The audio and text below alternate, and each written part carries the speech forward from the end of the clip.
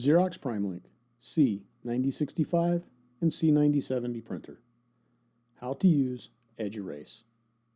Edge Erase allows you to erase content from the edges of the copy by specifying the amount to erase on the left, right, top, and bottom edges.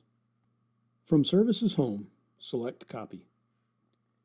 Go to the Layout Adjustment tab, then select Edge Erase.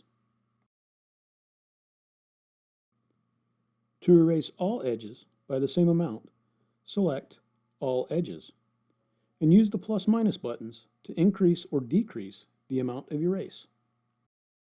Select individual edges to specify the amount of erase on each edge. Then use the corresponding plus and minus buttons. If you're making two-sided copies, specify the amount to erase from each edge on side 2 using the plus/minus buttons, or select Mirror Side 1. Select Save. Preset values, like hole punch or header-footer erase, that were previously saved can be accessed in the lower left corner of the window.